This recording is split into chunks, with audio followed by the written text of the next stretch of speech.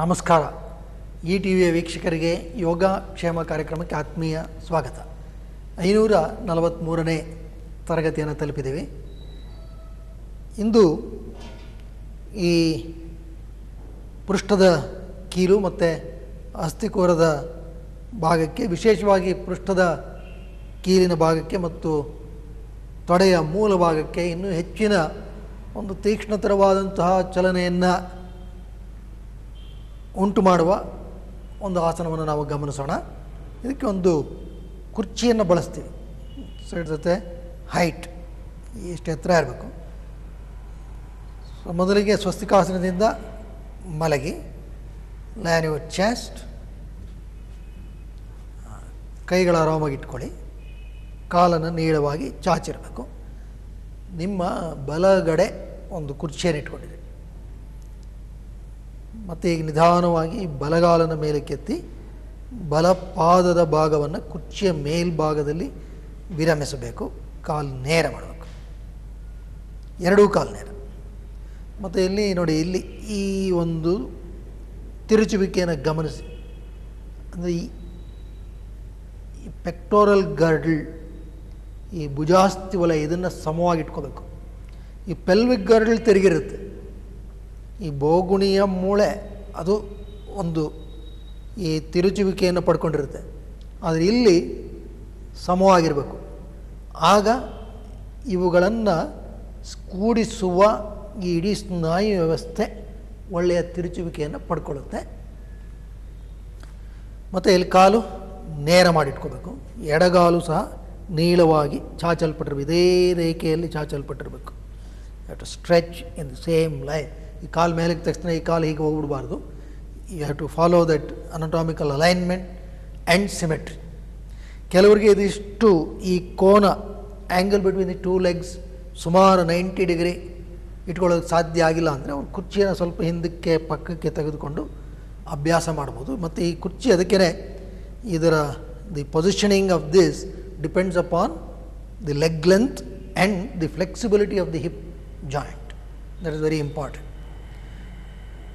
ಈಗಾಗಲೇ ತಿಳಿಸಿದ್ದೀವಿ, ಈ ಥರದ ಒಂದು ಆಸನಗಳಲ್ಲಿ ಉಸಿರಾಟವನ್ನು ಹೆಚ್ಚು ಸ್ಪಷ್ಟವಾಗಿ ಈ ಅಸ್ಥಿಕೋರದ ಭಾಗದಲ್ಲಿ ನಾವು ಗಮನಿಸಲಿಕ್ಕೆ ಸಾಧ್ಯ. ಉಸಿರನ್ನು ಒಳಗೆ ತೆಗೆದುಕೊಂಡಾಗ ಒಪೆ ಉದರದ ಅಂಗಾಂಗಗಳನ್ನು ಎಲ್ಲ ಕೆಳಕ್ಕೆ ಒತ್ತುತ್ತೆ. ಇಲ್ಲಿ ಉದರದ ಭಾಗ ನೆಲದ ಮೇಲಿದೆ, ಎದೆಯ ಗೂಡು ನೆಲದ ಮೇಲೆ ವಿರಮಿಸಿರುತ್ತೆ.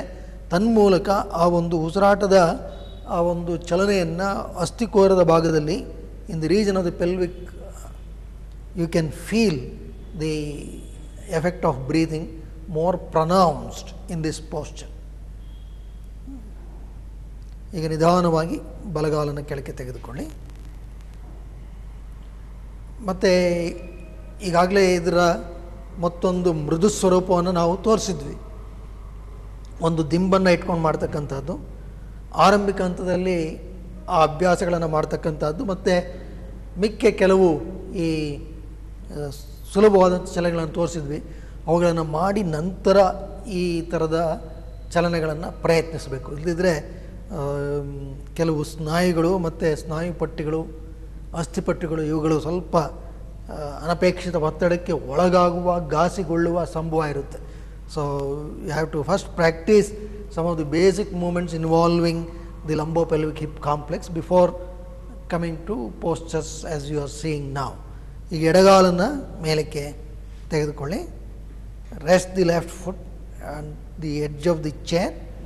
If you want you can put a blanket here. ಇಲ್ಲಿ ಈ ಕುರ್ಚಿಗೆ ಒತ್ತುತ್ತೇನಾದರೂ ಒಂದು ಬ್ಲ್ಯಾಂಕೆಟ್ ಇಟ್ಕೋಬೋದು. ಬಲಗಾಲನ್ನು ಇಲ್ಲಿ ನೀಳವಾಗಿ ಚಾಚಿರಬೇಕು. ಎಡಗಾಲು ಸಹ ನೇರ. ಈಗಾಗಲೇ ತಿಳಿಸಿದಾಗೇ ಈ ಕೈ ಸ್ವಲ್ಪ ಕೆಳಗಡೆ, ಇದು ಮಾತ್ರ ಅಷ್ಟು. ಈ ಭುಜಾಸ್ಥಿ ವಲಯ ಅದು ಏರುಪೇರು ಇರಬಾರ್ದು, ಅದು ಸಮವಾಗಿಟ್ಕೊಂಡಿರಬೇಕು. So keep the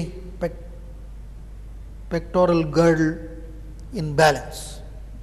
the pelvic girdle will anyway tilt. So the hip, the lumbar region, the muscles here, ಇವೆಲ್ಲವೂ ಸಹ ಒಳ್ಳೆಯ ಒಂದು ಸುಲಭವಾದಂತಹ ಒಂದು ಚಲನೆಯನ್ನು ಪಡ್ಕೊಳ್ಳುತ್ತೆ. ಇಂತಹ ಎಲ್ಲ ಆಸನಗಳಲ್ಲಿ ಸುಮಾರು 1 ನಿಮಿಷದಷ್ಟು ಕಾಲ ವಿರಮಿಸಬೇಕು. ಅಷ್ಟೇ ಅಲ್ಲ, ಪ್ರಜ್ಞಾಪೂರ್ವಕವಾಗಿ ಉಸಿರಾಡ್ತಕ್ಕಂಥದ್ದು ಇಲ್ಲಿ ಭಾಳ ಮುಖ್ಯ ಆಗುತ್ತೆ. ಯಾವ ಸ್ನಾಯುಗಳು ಯಾವ ರೀತಿ ಚಲಿಸಿದೆ ಇದನ್ನು ಆಂತರಿಕವಾಗಿ ನಾವು ಗಮನಿಸಿ ಉಸಿರಾಟದ ಮೂಲಕ ಅವುಗಳನ್ನು ತಲುಪುವ ಒಂದು ಭಾವನೆಯನ್ನು ಇಟ್ಕೋಬೇಕು. So it's as if through the breath you are trying to reach those muscles consciously. ಆಗೇನಾಗುತ್ತೆ, ಮನಸ್ಸು ದೇಹ ಎರಡೂ ಒಳ್ಳೆಯ ಉಪಯುಕ್ತತೆಯನ್ನು ಪಡ್ಕೊಳ್ಳುತ್ತೆ. If you involve yourself with good breathing, it not only helps the body but also the mind. ಅದು ಬಹಳ ಮುಖ್ಯ. ಈಗ ನಿಧಾನವಾಗಿ ಎಡಗಾಲನ್ನು ಕೆಳಕ್ಕೆ ತೆಗೆದುಕೊಳ್ಳಿ.